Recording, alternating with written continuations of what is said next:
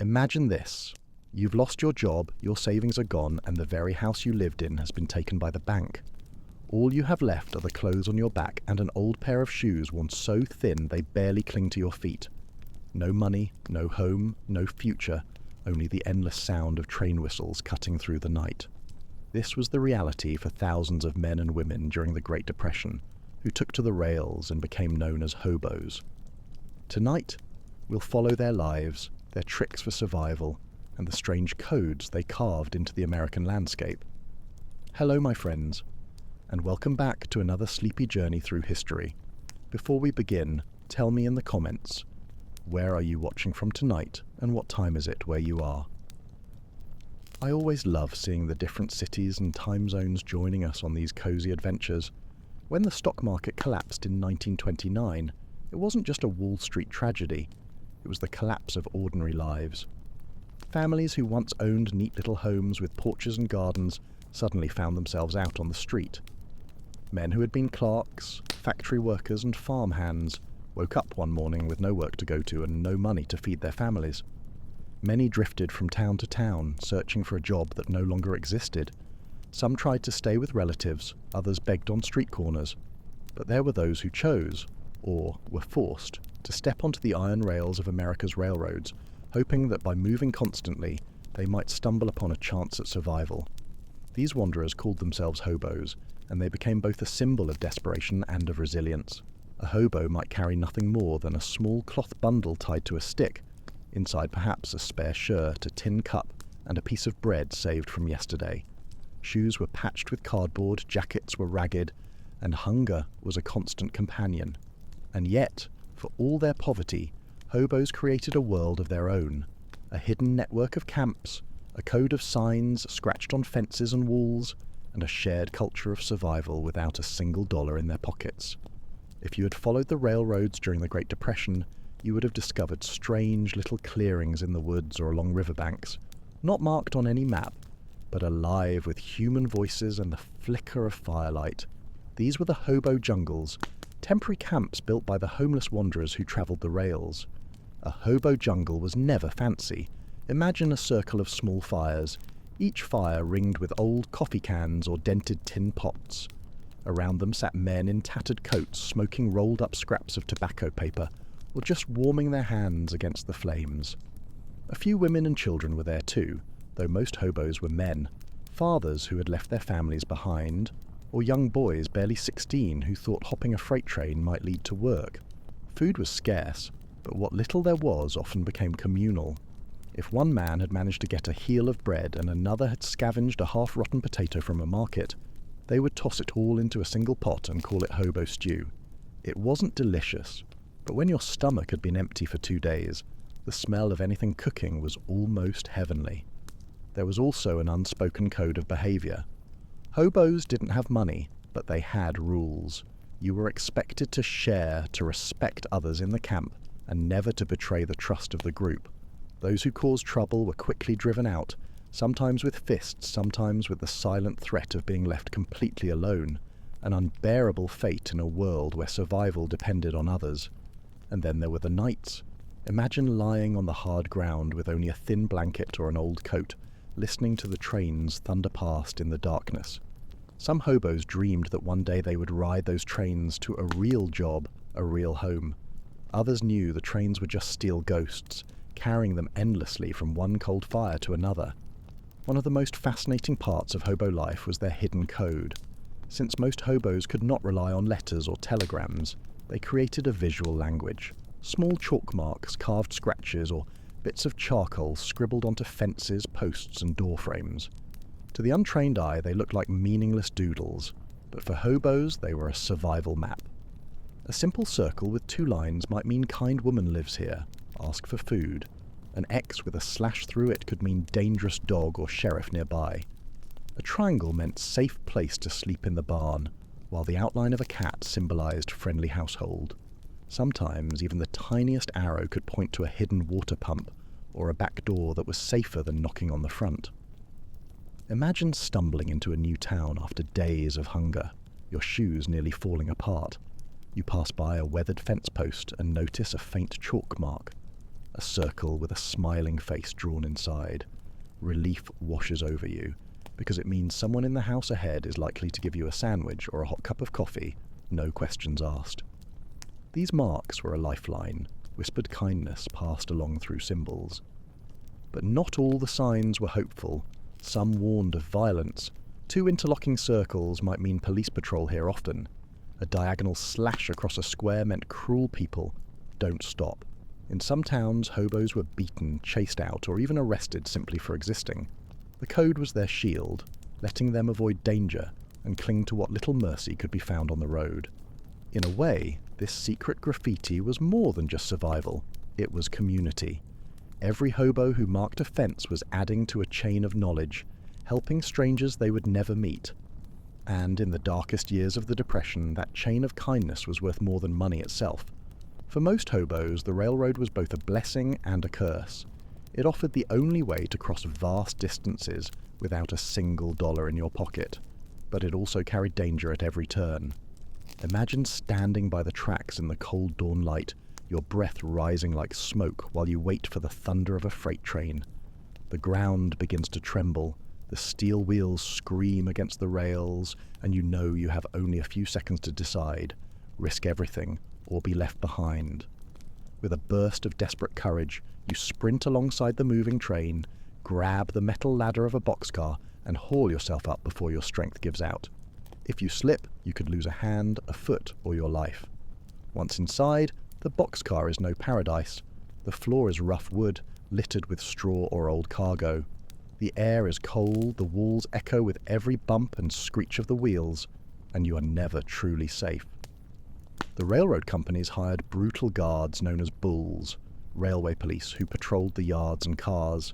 They carried clubs and didn't hesitate to beat or arrest trespassers. Some hobos would hide in coal cars, emerging blackened from head to toe, while others squeezed under passenger coaches, clinging to beams with nothing but empty space rushing beneath their feet. And yet, there was also a strange kind of freedom in riding the rails. From the doorway of a boxcar, you could watch America roll by, the wheat fields of Kansas, the dark forests of the Northwest, the glittering lights of a city you might never enter. The landscape was endless, and for a fleeting moment, so was possibility. Inside the car, you might share space with a dozen other hobos. Some were silent, staring at the floor, while others swapped stories, tales of jobs that might exist 2 states over, or rumors of a farm where a meal could be earned for a few hours of work. They sang songs, carved names into the wooden walls, and sometimes just listened to the steady rhythm of the rails, a lullaby of steel that carried them into uneasy sleep. Hobos didn't have money, but they became masters of resourcefulness. Every day was a puzzle. How to eat, how to stay warm, how to make it to tomorrow without collapsing. One of the most common strategies was dumpster diving, though of course they didn't call it that. Behind restaurants and groceries, hobos would search through wooden crates and barrels for scraps of food. A bruised apple, a loaf of bread gone stale, potato peelings that others had thrown away. All could be transformed into supper if boiled in a tin can over a fire. Another trick was knocking at back doors rather than front ones. At the front of a house you might get a scolding or even the police, but at the back door, the kitchen door, housewives were more likely to slip you a sandwich, a cup of coffee, or leftovers wrapped in newspaper. Hobos often offered to do a small chore in return, chopping wood, sweeping a porch, or mending a fence. Even a few minutes of honest work could soften a stranger's heart. They also carried simple tools. A bent spoon was prized since it could serve as a knife, a ladle, even a hammer in desperate moments. Old cans became cooking pots. Newspapers doubled as blankets. Insulation stuffed into torn shoes or padding against the cold ground at night. Winter posed the greatest threat. Hobos would sometimes line their coats with rags or even dried grass to block the wind. In the coldest nights, several men might sleep pressed together like stacked logs sharing body heat. Others slept in abandoned barns, culverts under the tracks, or even in freshly dug graves, anywhere the wind couldn't reach. There was also the art of timing.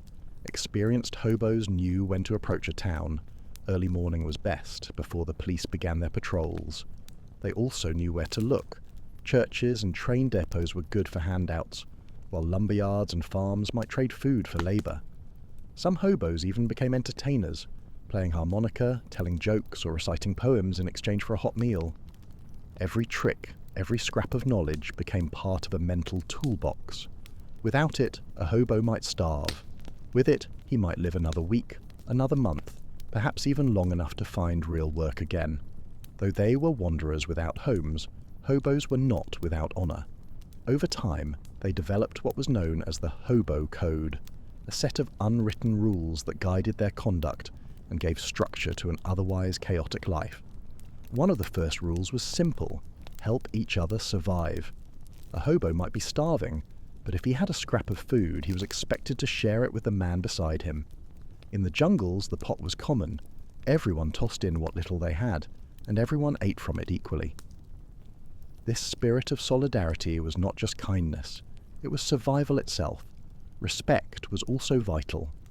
The code warned against bringing harm to women or children, against stealing from the poor, and against betraying the trust of a fellow traveller. A hobo could steal a ride on a freight train, but never from a farmer's pantry if the family inside was hungry too. In their own way, they drew a moral line between desperation and cruelty. There was also an ethic of work. Many hobos believed that you should never beg if you could work. If someone offered you a meal, it was honourable to sweep their porch, chop their wood, or wash their dishes in return.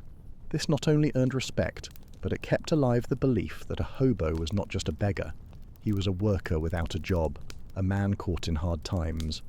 The code even extended to cleanliness and manners. Always carry yourself with dignity, one rule said. Don't shame your brothers. Hobos might have been ragged and poor, but they were urged to keep themselves neat when possible, to wash in rivers, to mend their clothes with needle and thread. In this way, they resisted the idea that poverty erased humanity. Most important of all, the code reminded hobos to leave a place better than you found it. If you camped in a field, you cleaned up after yourself. If someone gave you kindness, you didn't take advantage. The world was already hostile enough. Every gesture of gratitude, every scrap of decency made the road a little more bearable. For many, the Hobo Code was not just a survival manual, but a way of keeping dignity alive in the darkest of times. When society seemed to have no place for them, they built their own. Behind every bundle tied to a stick, behind every man huddled in a boxcar, there was a story, different in detail, but always marked by loss. Some were boys barely 16 years old, sons of farmers whose land had been swallowed by dust storms and foreclosure. With no crops left to harvest, they slipped out of their homes in the middle of the night, leaving behind tearful mothers and stern fathers, chasing the faint rumour of work in another state. For them, the rails meant adventure, but also hunger and danger they had never known before. Others were veterans of the Great War, men who had marched across Europe in uniform only a decade earlier. They had once been hailed as heroes, but when the Depression came, their medals meant nothing at the breadline. Many of them carried deep scars, some visible, others hidden in their minds, and the rails became both an escape and a prison. The steady rhythm of the wheels soothed them, even as the emptiness of their lives deepened. And then there were fathers who left their families behind, believing that by travelling alone they might spare their wives and children the worst of hunger. These men often promised to return with money, with food, with hope. But many never did. For some, the road swallowed them whole, leaving their families to wonder if they were alive or dead. Not every hobo was a man, though. A smaller number of women disguised themselves in men's clothing, cutting their hair short, lowering their voices, and hoping to pass unnoticed among the wandering camps. Life on the road was dangerous for them, but they too sought escape from starvation and despair. Some travelled with their children, carrying babies wrapped in patched blankets, nursing them by campfires while trains thundered in the distance. Every hobo carried with him a strange mixture of despair and resilience. Some still laughed around the campfire, telling jokes to push away the darkness. Others scribbled poems on the walls of boxcars, carving their names into wooden beams as if to say, "I was here. I existed." The road became not just a path of survival, but a stage where human dignity clung stubbornly to life. To the towns and cities they drifted through, hobos were a contradiction.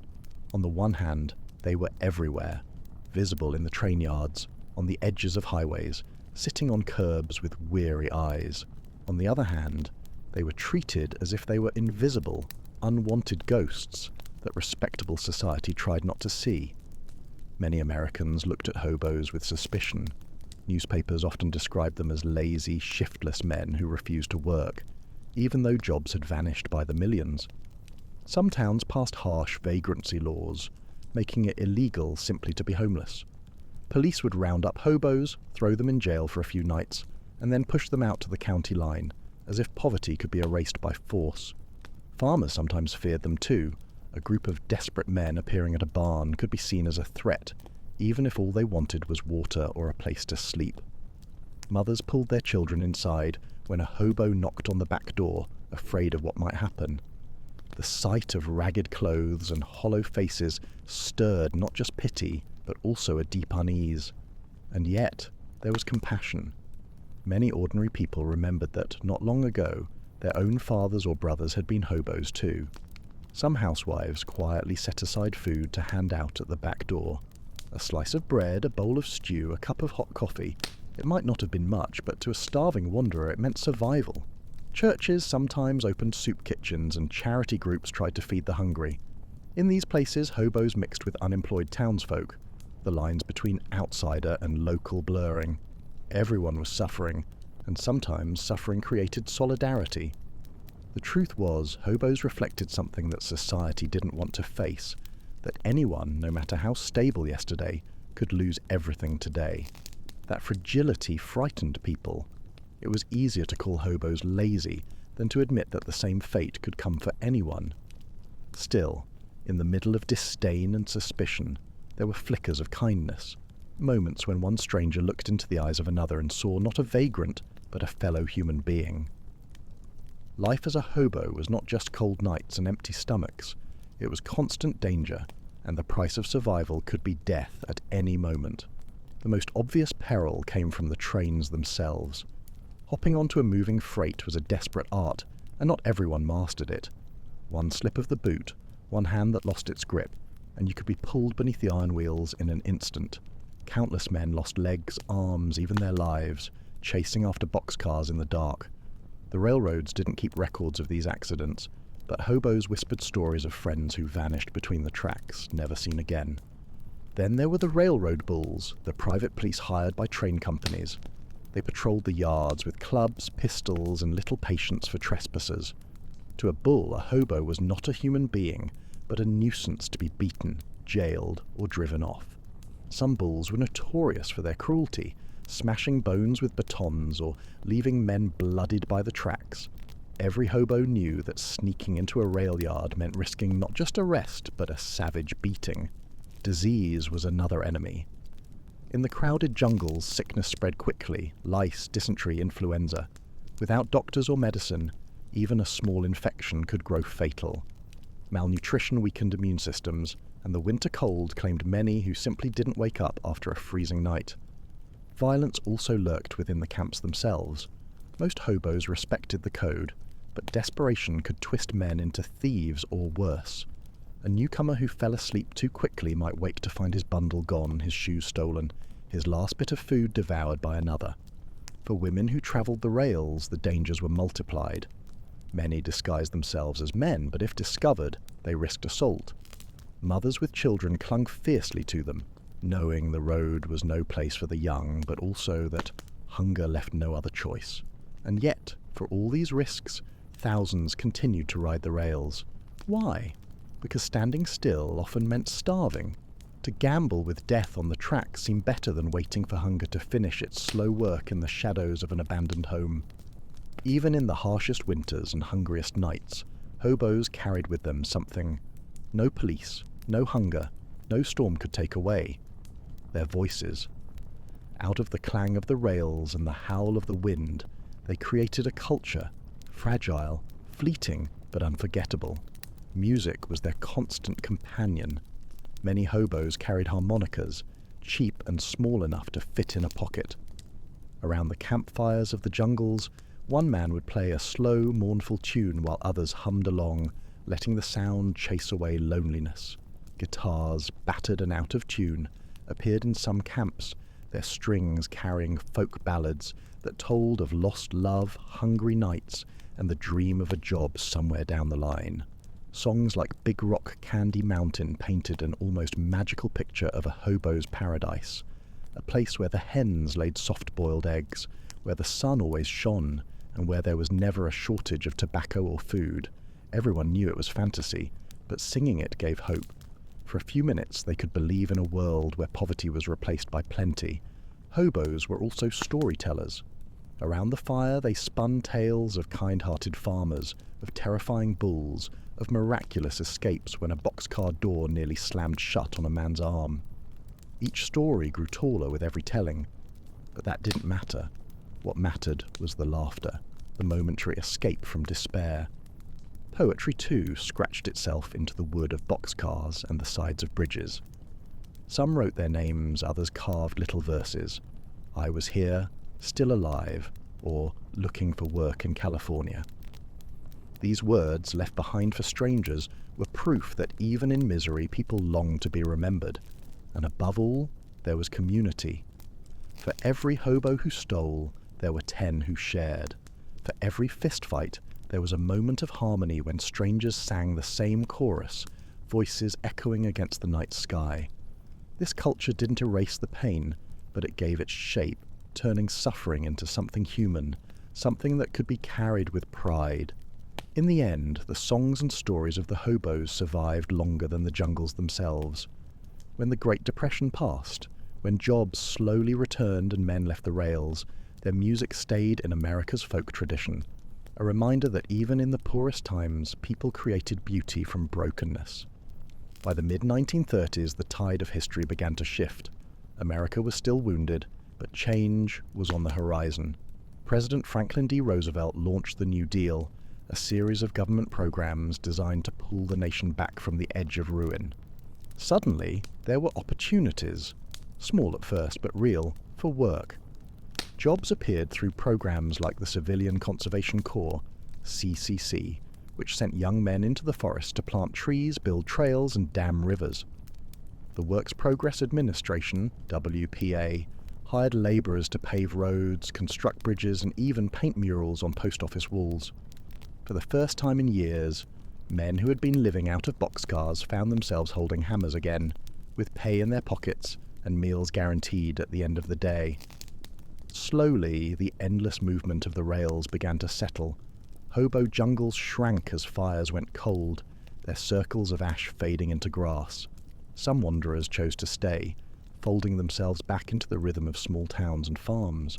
Others struggled to adapt, so used to the road that they could no longer imagine being still.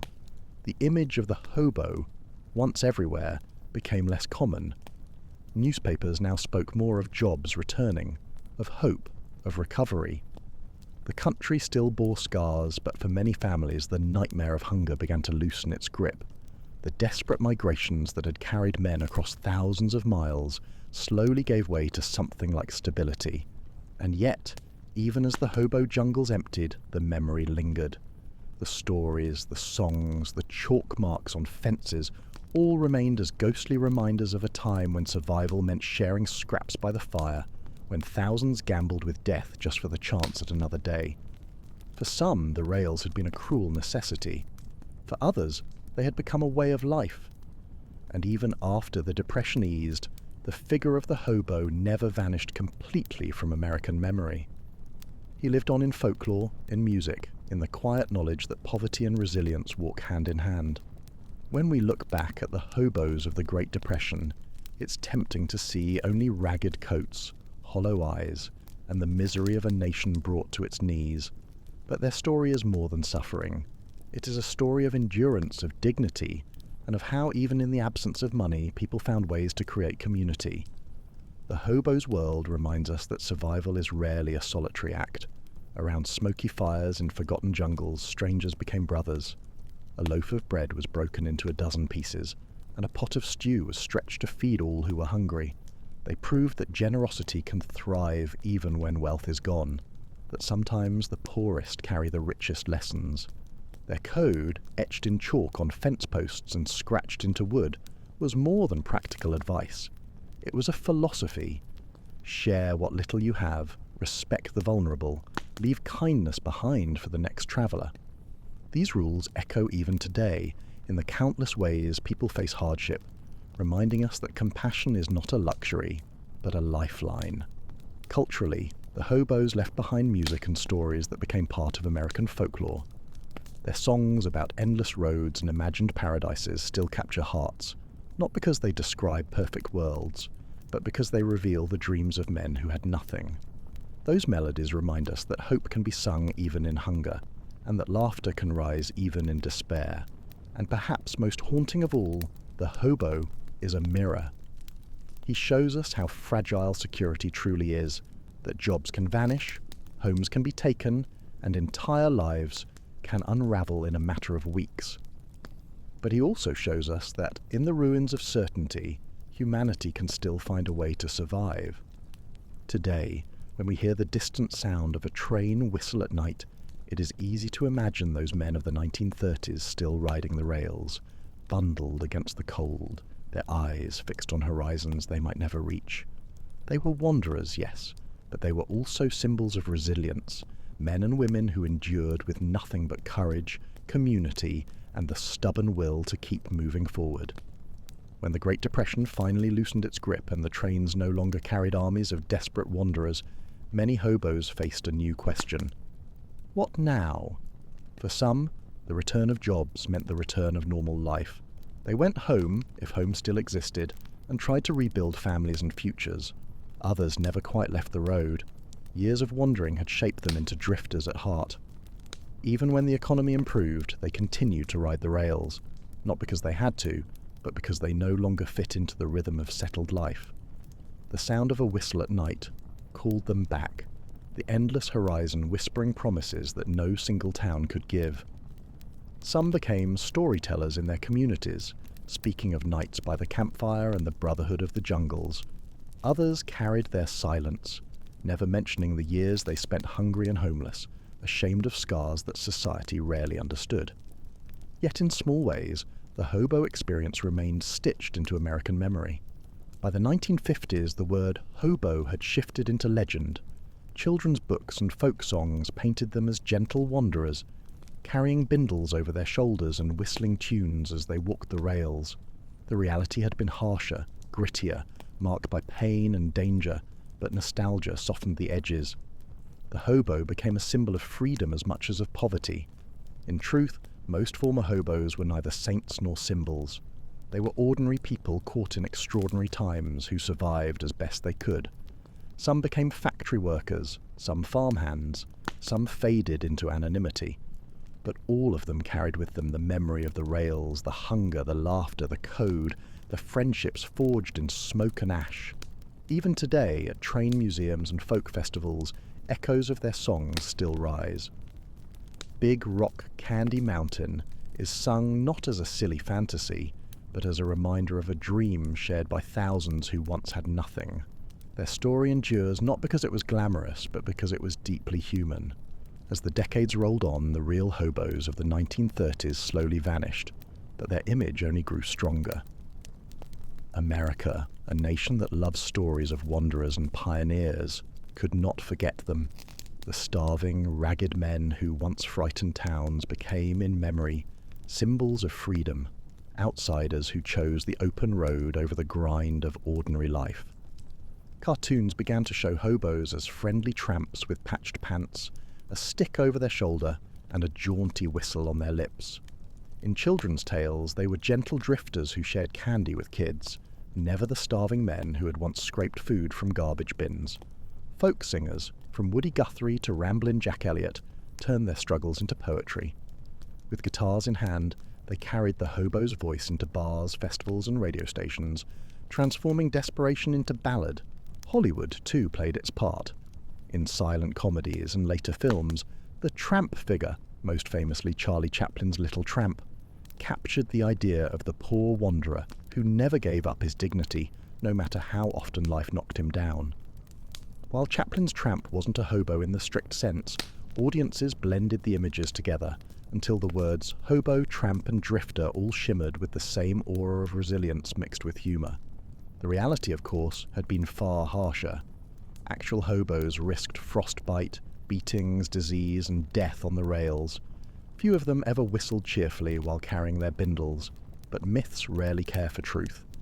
What mattered was the feeling, the idea that hobos embodied a kind of raw independence, a refusal to be tied down even when life stripped them of everything else.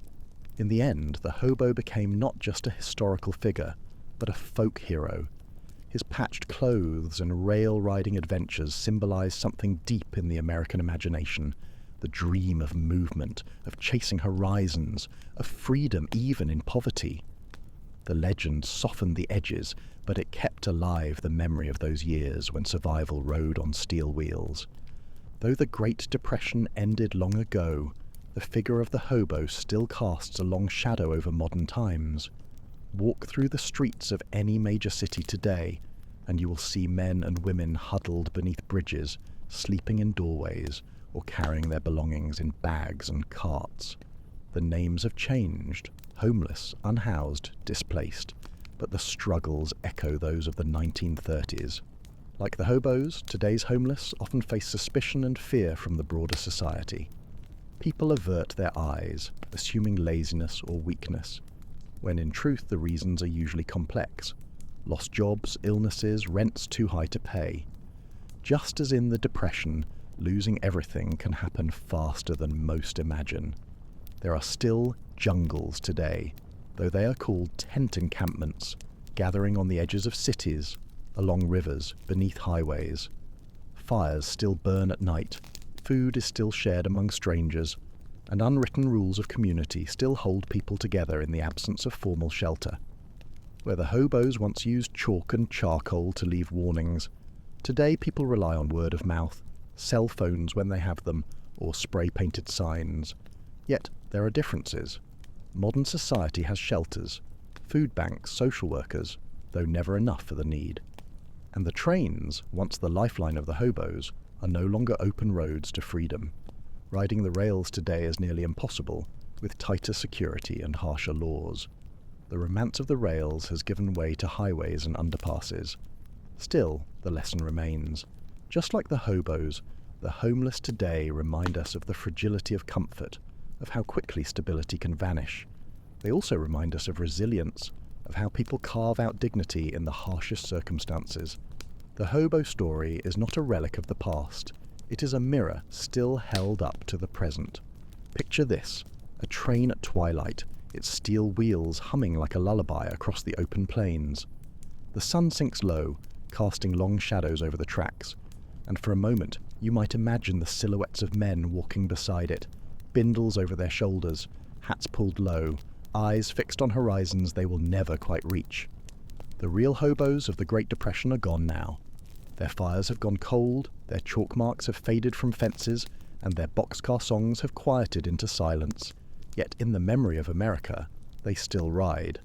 Every train whistle that echoes in the night carries a fragment of their story, of hunger, of hardship, of community, of endurance. They were not heroes in shining armor, nor villains in rags. They were simply human beings caught in a storm too large to fight, who found ways to keep moving forward with nothing but grit and hope. Their journey reminds us that history is not only about battles and presidents, it is also about ordinary people who carried extraordinary burdens, whose courage lay not in victory, but in survival. So tonight, as you close your eyes and drift towards sleep, let the rhythm of the rails carry you back to that time. Imagine the flicker of a hobo fire in the darkness, the low hum of a harmonica on the wind, and the whispered promise that even in the bleakest of times, people can still find warmth in each other's company. Because in the end, the hobos' greatest legacy was not their poverty, but their resilience, the quiet dignity of those who had nothing, and yet left behind a story that still moves us today. Thank you, my friends, for joining me on this long journey through the lives of the hobos. If you're still with me, tell me in the comments, did the sound of the trains, the hobo code, or the campfire songs stay with you most tonight? Until next time, sleep well, dream deep, and remember, history is never truly boring, not when you listen for the voices it left behind. Good night.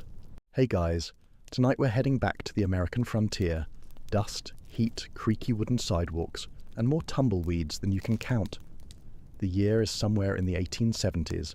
The town's main street is lined with low-slung buildings, and the air smells faintly of horses' leather and the frying oil from the one cafe in town that somehow manages to burn both coffee and bacon at the same time. You're here for love, or at least some company, but there's one small problem. You're a man looking for another man, and this is the Wild West. Let's just say, subtlety isn't just encouraged, it's essential for survival. So, before you get comfortable, take a moment to like the video and subscribe, but only if you genuinely enjoy what I do here. I'm curious.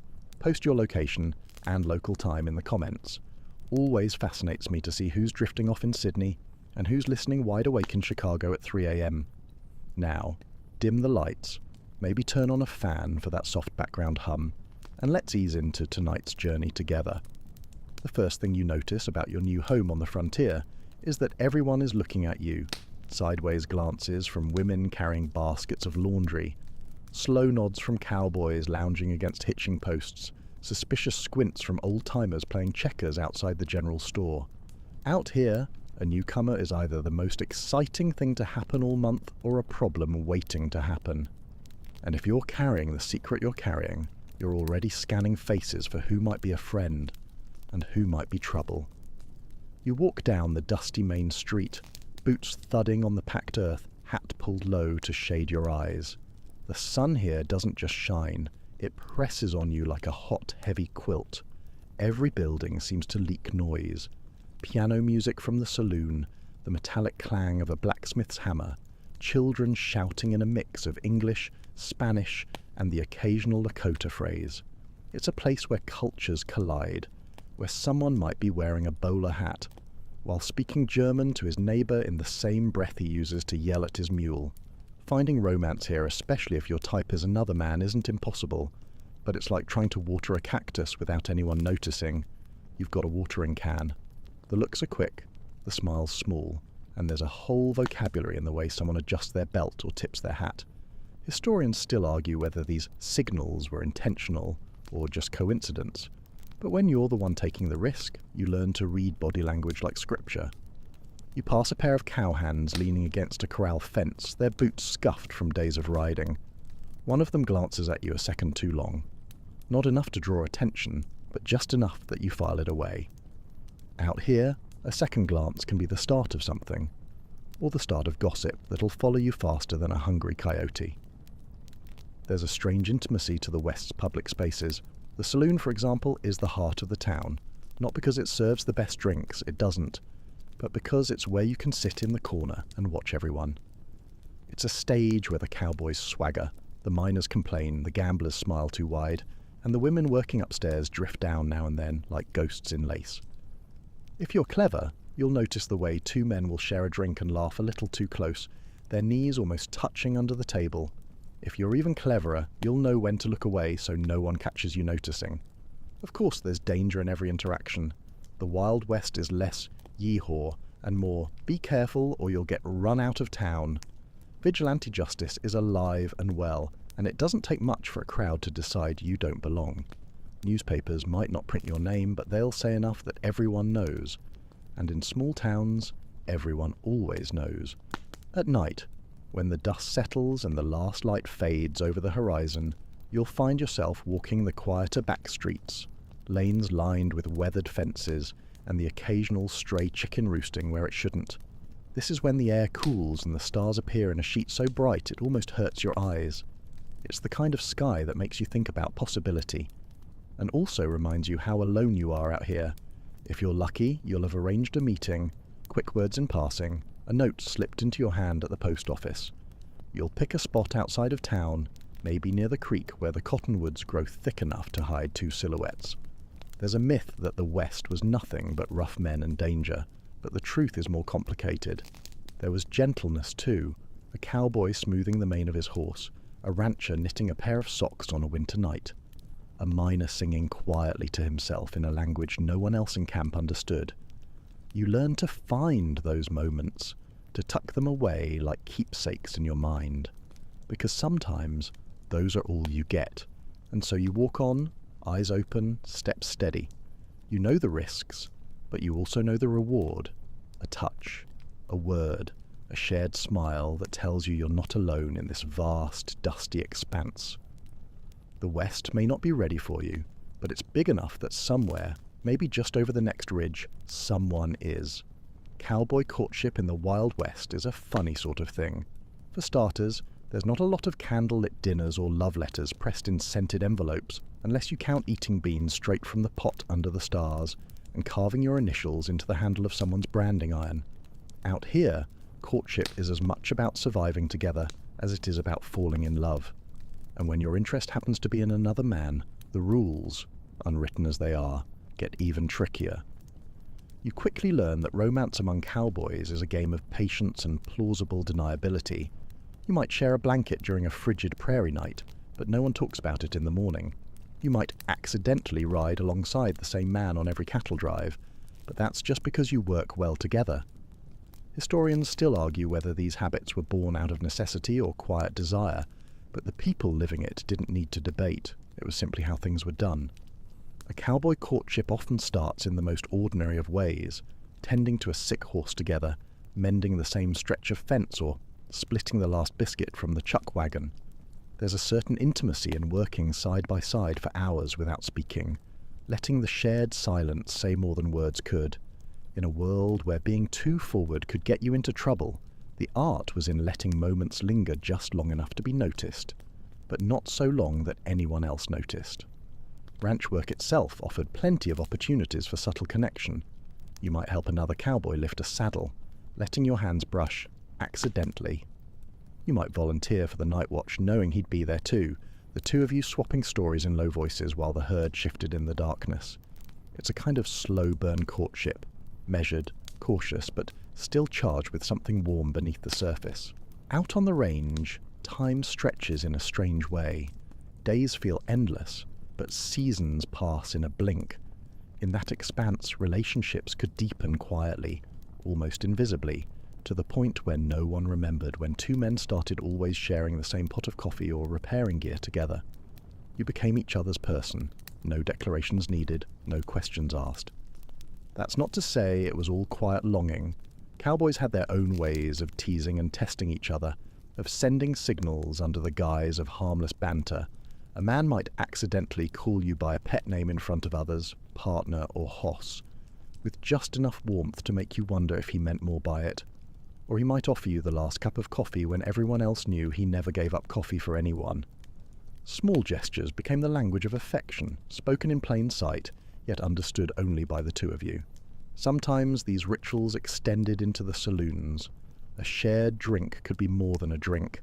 It could be a declaration, quiet and dangerous. Sitting side by side at the bar, elbows touching, one man might order the same whiskey as the other every single time, as if aligning tastes meant aligning something more. And if the night was good, if the crowd was loud enough and the poker game distracting enough, a knee might rest just a little closer than usual under the table. But in the West, romance always had to wrestle with practicality. The cattle drive left little room for dreamy afternoons, and ranch chores didn't pause for anyone's fluttering heart. You couldn't openly court someone without drawing attention, so you found other ways. Whittling a small token to leave in his saddlebag, fixing a loose stirrup strap before he noticed it was broken, saving the choicest cut of meat for his plate when cooking over the campfire. Acts of service were safer than words, and sometimes spoke louder. Of course, there was always risk. The wrong joke taken the wrong way could sour a friendship. A gift misread could turn into a problem you couldn't explain away. So you learned to dance the long, slow dance of waiting, always hoping for that one moment when the risk felt worth it. And maybe it would come during a thunderstorm, when you both huddled under the same slicker, rain pounding on the canvas, and realized you were holding on a little tighter than you needed to. The West's vastness meant two things. You could vanish into the horizon, and so could the people you cared for. A man might ride off for a season, or forever, and you'd never know if you'd see him again. That's why the cowboys who dared to care for each other cherished every moment. Every shared cup of coffee, every ride side by side, every quiet glance across a campfire was a small act of defiance in a world that had no place for what you felt. And so, Courtship in the Wild West wasn't about grand gestures or public declarations. It was about surviving long enough to steal another moment, to find another excuse to linger, to make sure your story's intertwined in ways no one else would notice. Because sometimes, in the dust and danger of the frontier, the smallest moments were the biggest victories. The saloon is the beating, slightly tipsy heart of any frontier town. From the outside, it's just another false front building with swinging batwing doors and a faded sign promising fine liquors in hand-painted letters. But step inside, and you're stepping into a whole different world. A world where people talk too loud, gamble too much, and sometimes, if you know how to look, flirt in ways that would scandalize the church ladies across the street. By day, the saloon belongs to the regulars.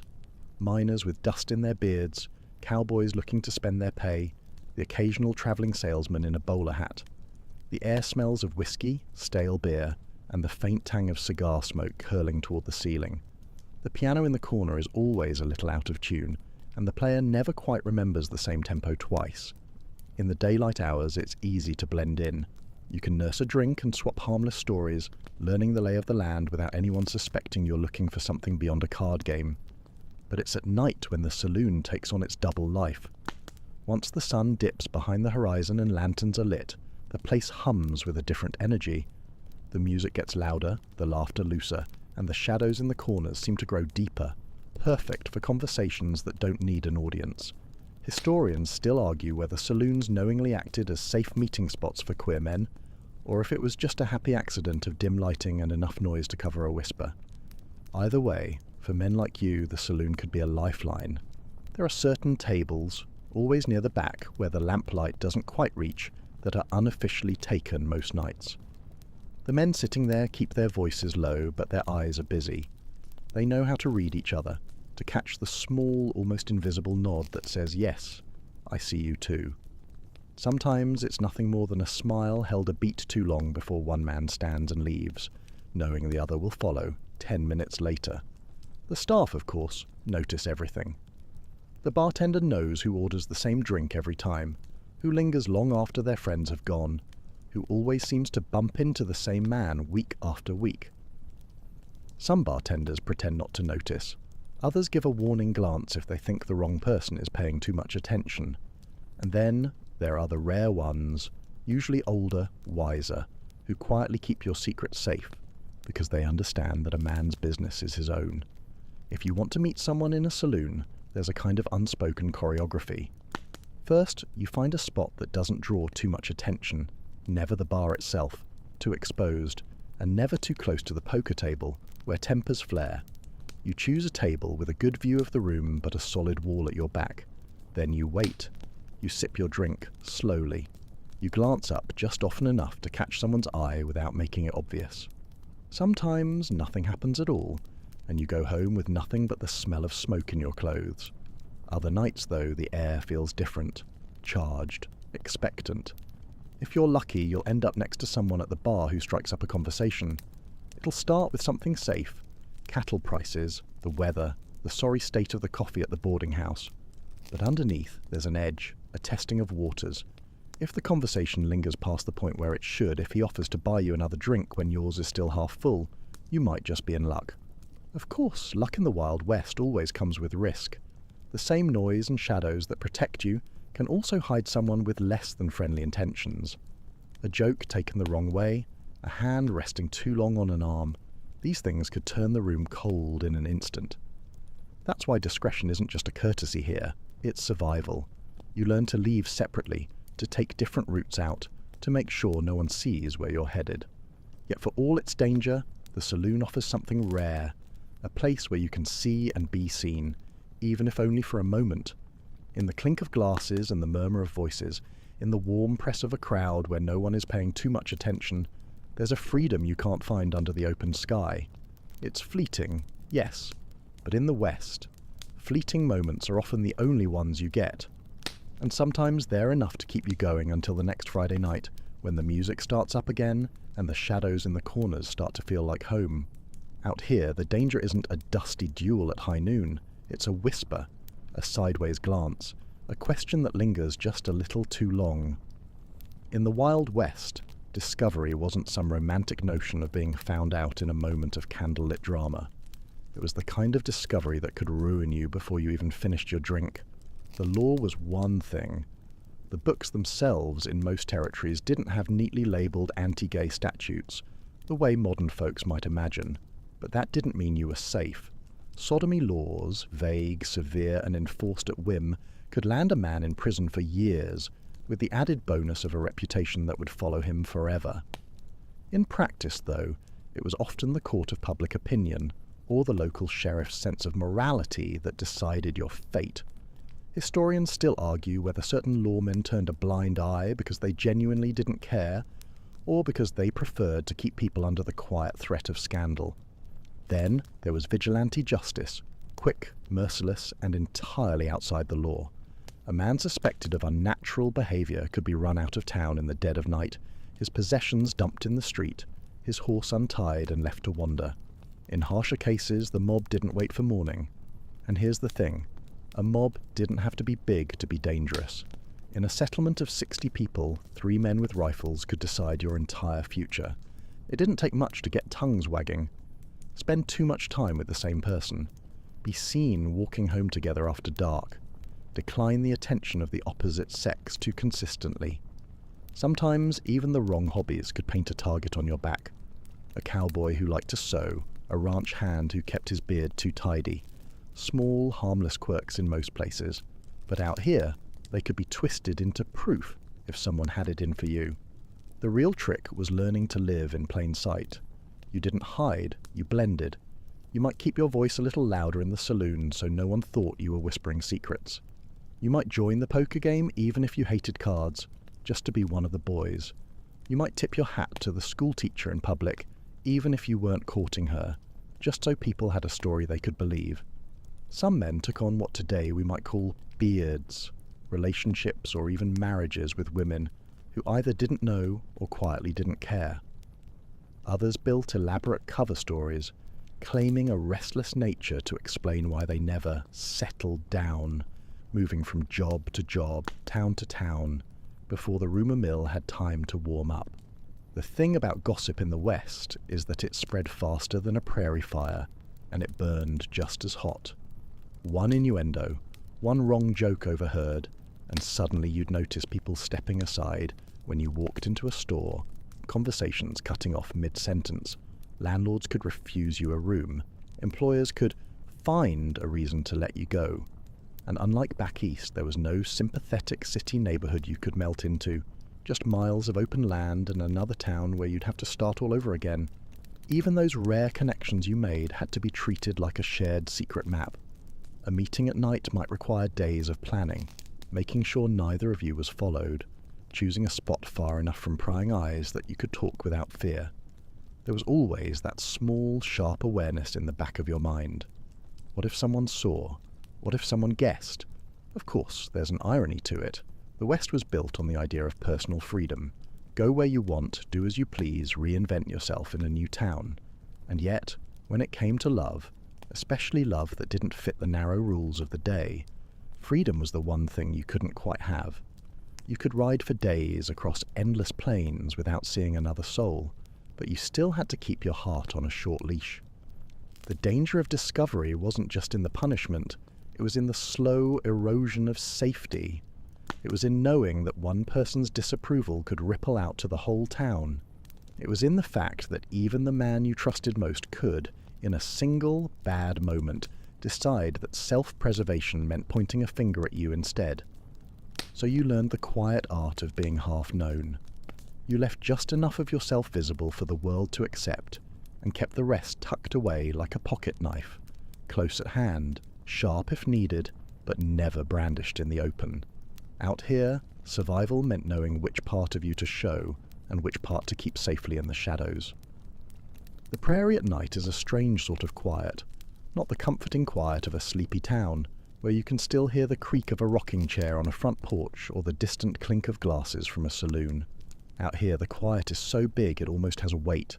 It presses in on you from every direction, broken only by the shuffle of cattle, the low murmur of the wind through dry grass, and maybe, if you're lucky, the quiet crackle of a campfire, You're out on a cattle drive now, miles from the nearest town, nothing around you but stars and the vague outline of the herd spread across the dark prairie. During the day, it's all dust and sun, endless riding and the sharp smell of manure. But at night, when the work slows and the cattle settle, you find yourself face to face with a kind of loneliness that can't be ignored. It's in these long stretches of isolation that bonds between men tend to deepen. You share everything out here: coffee, blankets, the last bit of jerky. You see each other at your worst, wet, cold, hungry, sunburnt, with hats pulled low over eyes trying to steal a few minutes of sleep before your watch starts again. And sometimes, in the middle of that exhaustion, you find a kind of comfort in another man's presence that goes beyond friendship, even if neither of you says so out loud. Historians still debate whether same-sex intimacy among cowboys was common or just a rare, quiet undercurrent. But ask anyone who's ever spent weeks on the open range with the same group of men, and they'll tell you, life out here gets, personal.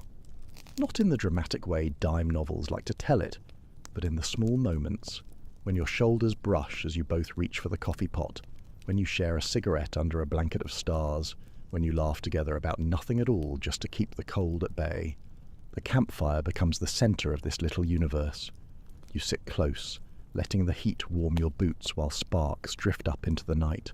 The firelight softens everyone's face, turning even the roughest cowhand into a figure you might imagine in a painting, hat tipped back, eyes reflecting the flames, a faint smile playing at the corner of his mouth.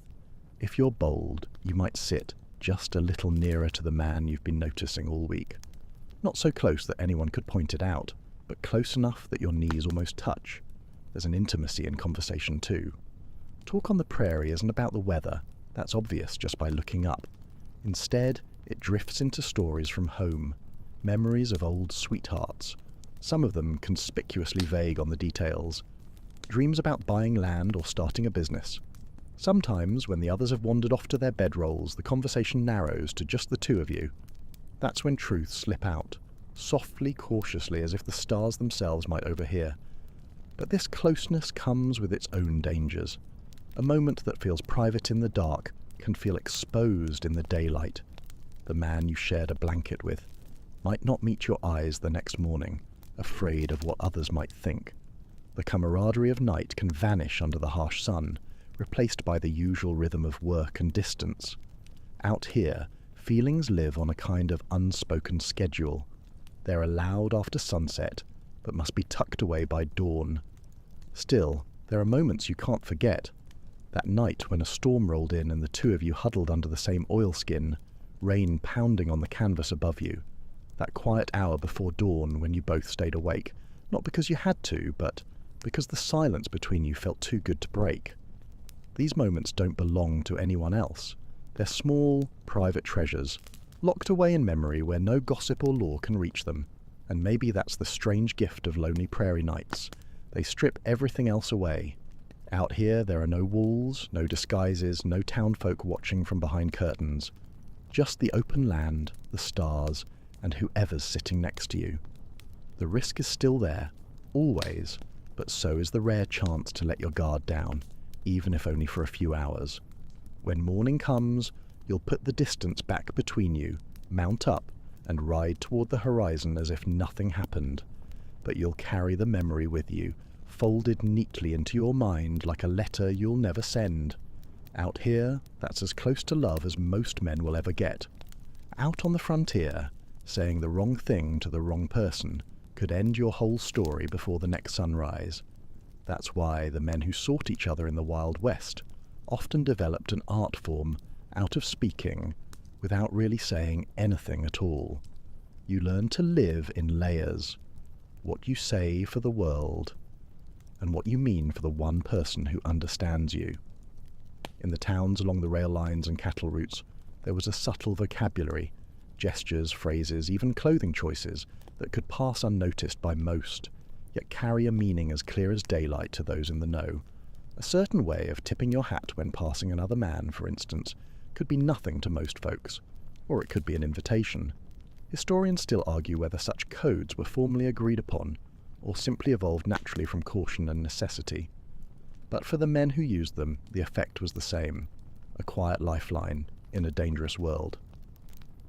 Sometimes the signals were buried in plain speech. A cowboy might say he was looking for a dance partner when there wasn't a dance hall for miles, and the other man would nod, understanding exactly what was meant. In the saloon, ordering a certain drink or asking for it in an unusual way could serve as a subtle probe, and if you didn't get the answer you wanted, you could shrug it off as nothing. No harm done, no one the wiser. Letters were trickier. The postal service out west was a mix of miraculous and chaotic. Letters could arrive in a few days, or vanish forever if the wrong stagecoach got stuck in a river.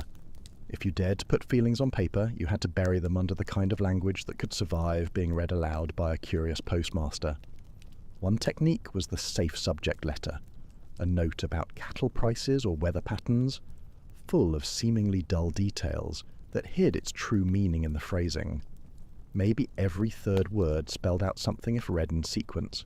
Maybe the first letters of each sentence formed a name. A more daring approach was to weave in poetry, just enough sentiment that the recipient knew, but vague enough to be explained away as borrowing from a book. Sometimes men entrusted letters to travelling companions, cowhands, peddlers, railroad men, people who could deliver them by hand. This was risky too. A letter could be read, lost, or deliberately destroyed. But when the only other option was silence, it was a risk some were willing to take. Not all communication was written. In the boarding houses that dotted the frontier towns, shared spaces made for both opportunity and danger.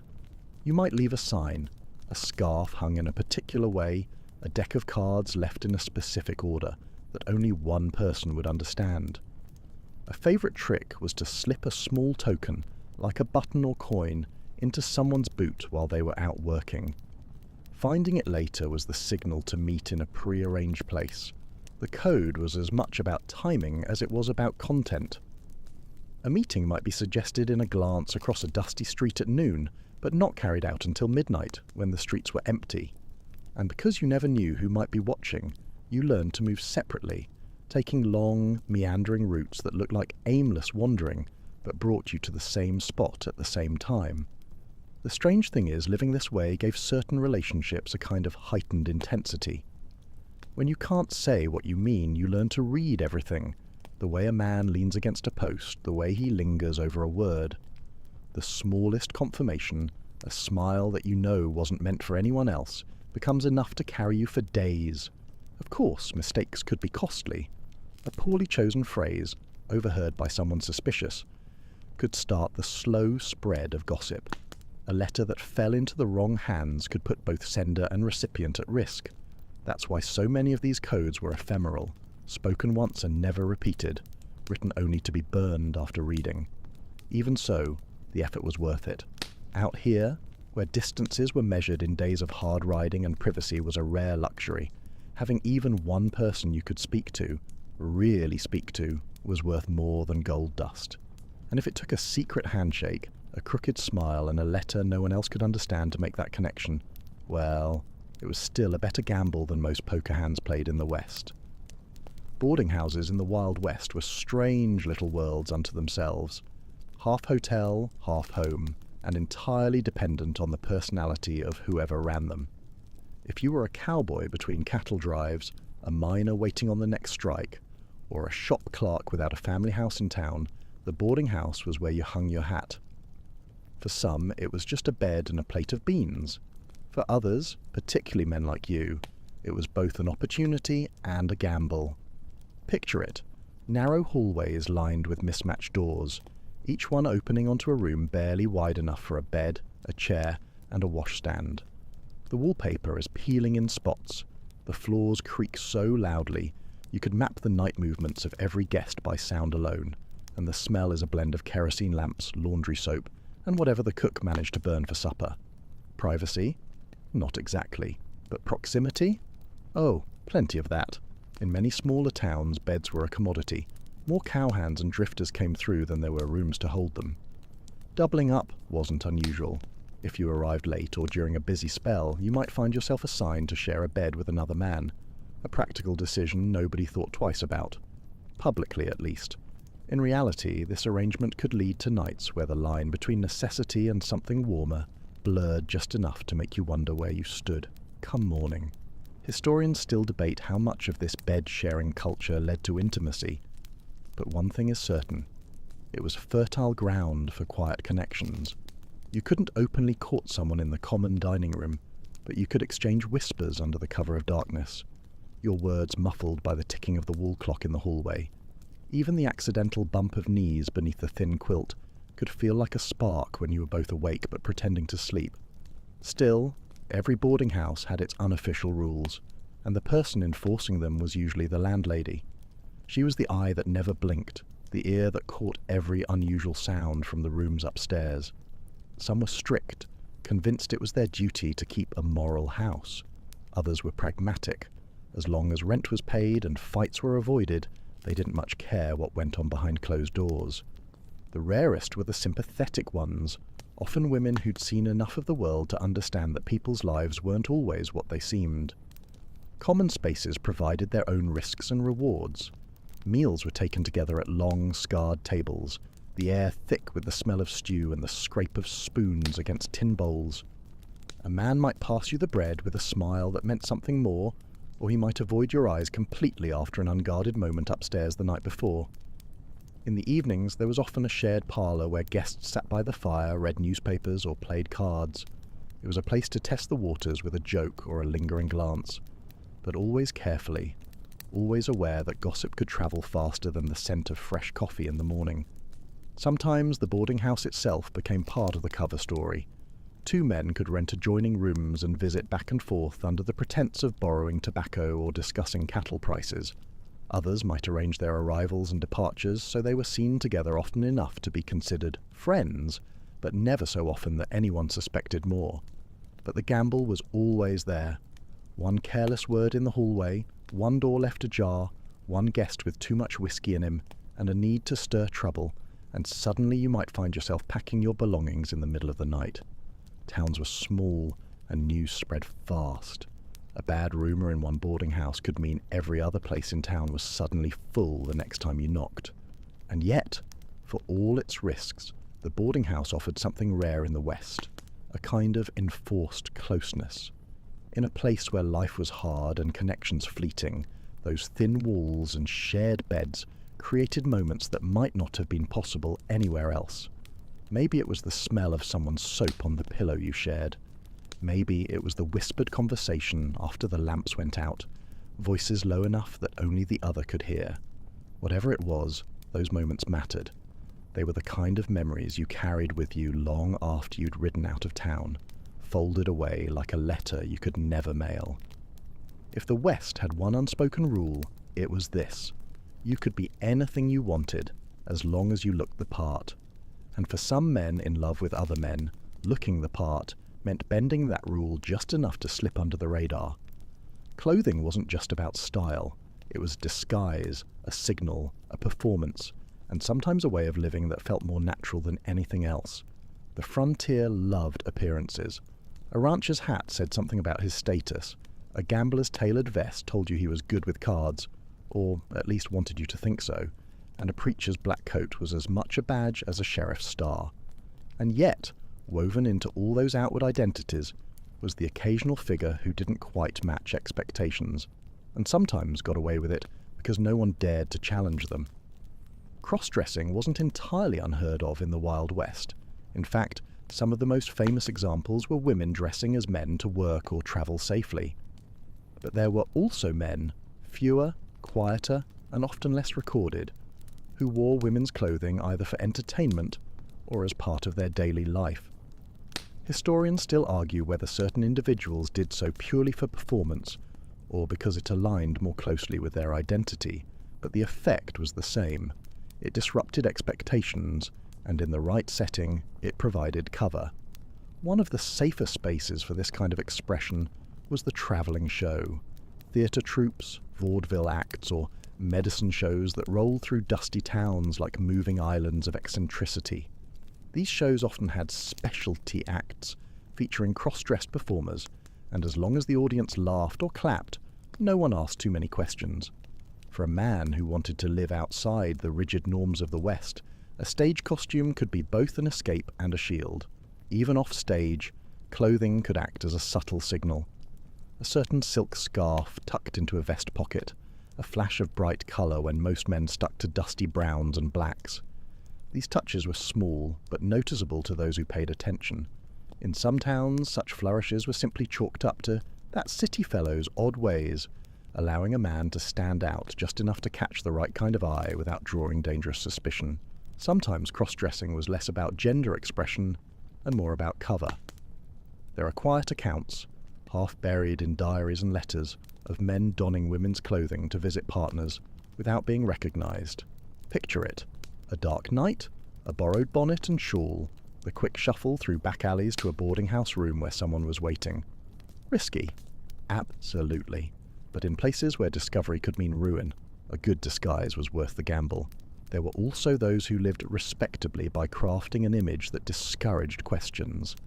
A man might adopt the air of a bachelor, confirmed by choice, dressing meticulously, carrying himself with dignity, and surrounding himself with respectable acquaintances, often women, who reinforced his public image.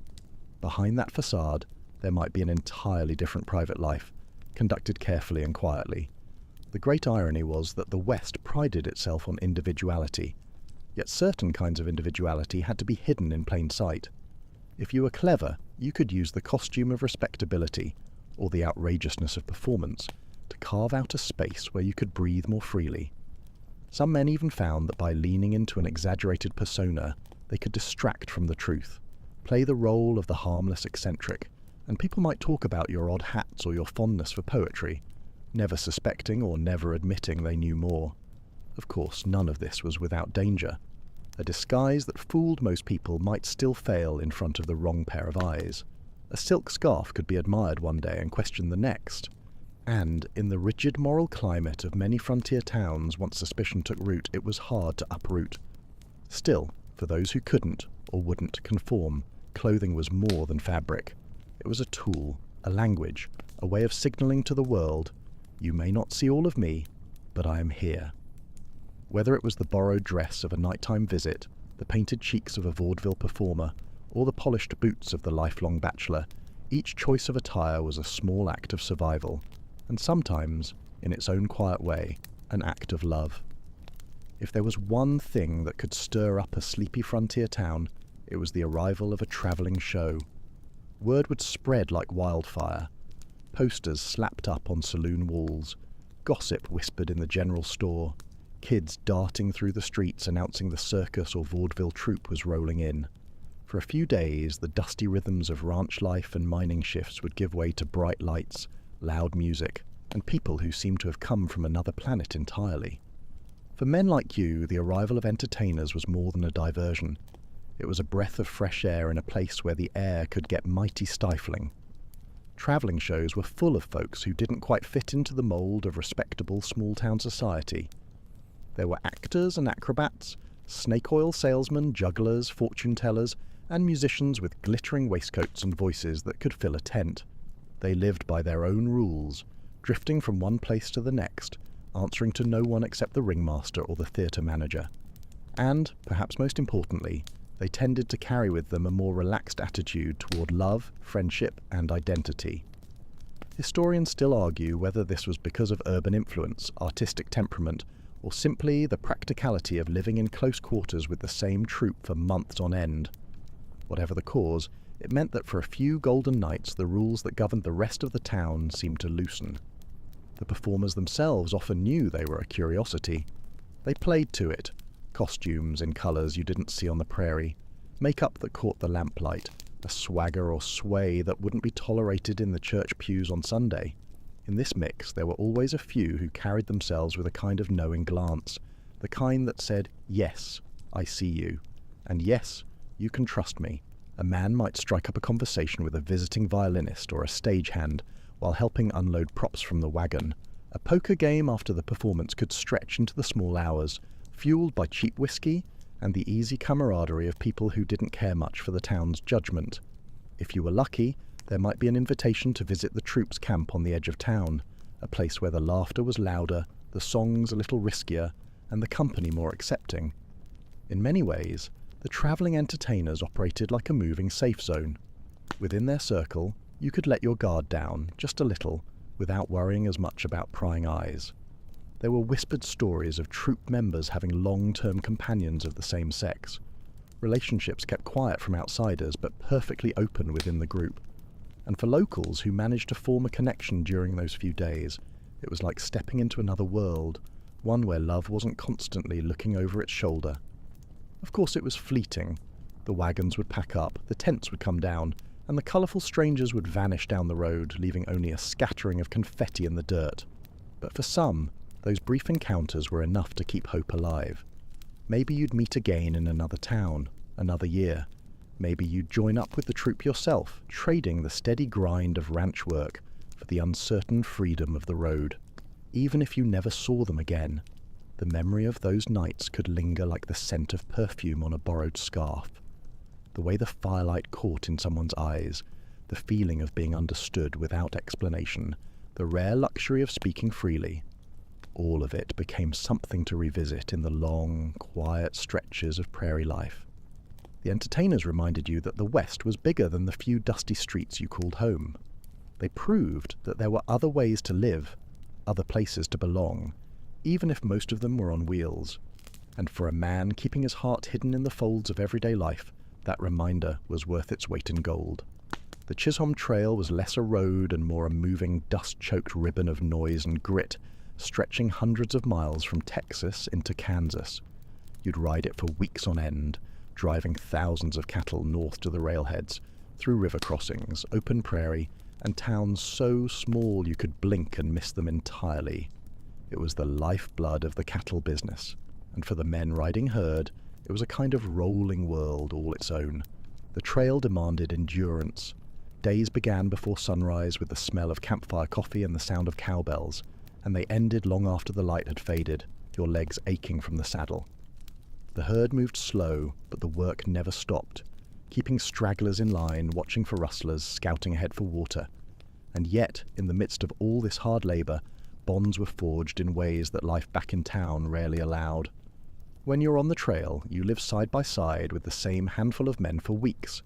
You eat together, sleep near each other, take turns on night watch under skies so bright with stars they seem almost unreal. Historians still argue how much of the deep camaraderie among cowhands was purely brotherhood, and how much sometimes crossed the line into quiet romance. But anyone who spent night after night riding alongside the same man, sharing stories, jokes, and the occasional silence that doesn't feel awkward, knows how easily those lines can blur. Campfires on the trail were small, just enough to heat coffee and beans, but they had a way of drawing men close. You'd sit with your knees almost touching, boots propped on the same rock, the orange light painting your faces and flickering in your eyes. A hand passing you a tin cup might linger for just a moment longer than necessary. And because the prairie was vast and empty around you, that tiny space you shared by the fire felt like a private room. There was a certain kind of intimacy in the chores too, helping each other lift heavy saddles, checking gear for wear, patching a friend's torn shirt in the few spare minutes before bed. These were the small acts that kept the trail moving, but they also became quiet gestures of care, things you did without words because words could make them dangerous. On the Chisholm Trail, the nights could be long and lonely, but they were also when the guardrails of normal life loosened. Out there, away from town gossip and the sharp eyes of neighbours, you could laugh a little louder, sit a little closer, and if something more than friendship passed between two men, the prairie swallowed the evidence whole. Still, there were risks. A careless remark overheard during night watch, a gesture noticed by someone looking for trouble. It didn't take much to turn a friend into an enemy. So, discretion was as much a part of trail life as your lariat and your boots. You learned how to be near without being obvious, how to carve out little moments in a schedule ruled by the herd's slow, relentless pace. Sometimes, the trail even became the setting for something that lasted. There are scattered, half-buried accounts of cowhands who, after a drive, stuck together, taking jobs on the same ranch, sharing a bunkhouse, building a life in plain sight as partners. To most folks, they were just two reliable men who worked well together, but they knew different. And then there were the goodbyes, standing by your horse at dawn as the man you'd spent weeks with rode off toward a different rail town, tipping his hat in a way that meant more than any handshake. You'd watch until he disappeared into the haze, and then you'd turn your horse toward whatever came next, carrying the memory of his laugh, the sound of his boots on the trail, and the way the stars looked on the nights when it was just the two of you keeping watch. The Chisholm Trail was hard, dirty, and exhausting, but for some it was also the one place where the vastness of the land gave them just enough room to be themselves, even if only in stolen moments. Every town in the West had its lawman, or claimed to. Sometimes it was a sheriff with an actual badge and a proper jail. Sometimes it was just the biggest man with a revolver, and enough respect to keep order. Whatever their background, former Texas Ranger, Civil War veteran, or just someone with a steady aim, the lawman was the figure everyone measured themselves against. If you were a man with a secret in your heart, the sheriff's opinion mattered more than most. He didn't have to like you, but if he decided to keep you in his good graces, life could be a lot easier. And if he decided otherwise, well, you might find yourself on the next stagecoach out of town. Some lawmen saw everything and pretended they didn't. They knew which men shared a room at the boarding house, who lingered too long at the saloon tables, who met under the cottonwoods by the creek after dark. But maybe they'd served alongside men in the war who'd carried similar secrets. Maybe they'd learned that in a town full of gamblers, outlaws and liars, two men quietly keeping company wasn't the worst problem to have. These sheriffs had a way of looking right through you, squinting against the sun as if to say, "I know more than I'll ever tell." They'd nod once, slow, and then turn away, leaving you with the sense that you'd been measured and, at least for now, not found wanting. Sometimes their silence was a kind of unspoken pact. Keep it discreet, keep it out of trouble, and you can stay. Others, though, weren't so kind. A rumour could be enough for them to make your life difficult. A sudden inspection of your lodging, a conveniently timed, random search, a pointed question asked in front of the wrong crowd. It was a reminder that the law wasn't just about what was written down. It was about who enforced it, and how. For the lucky ones, a lawman's blind eye could mean years of living quietly, building a life with someone in a place where that should have been impossible. For others, it was a temporary reprieve, one that could vanish the moment a new sheriff took over, or the political winds shifted. And so, you learned to read not just the townsfolk, but the man with the badge. You learned when to tip your hat, when to disappear down a side street, and when to stand your ground without saying a word. Because in the Wild West, the line between safety and danger could be as thin as a glance, and sometimes all that kept you on the right side of it was a lawman who decided, for his own reasons, not to see you at all. The prairie wind still blows across those old towns, carrying the echoes of bootsteps, laughter, and the quiet, careful lives of men who loved each other in a place that wasn't ready for them. The lawmen, the cowhands, the entertainers, the ranchers, they've all faded into the dust. But if you listen closely in the hush of a summer night, or the creak of an old saloon door, you might just hear their stories still, soft and steady like a heartbeat that refuses to fade.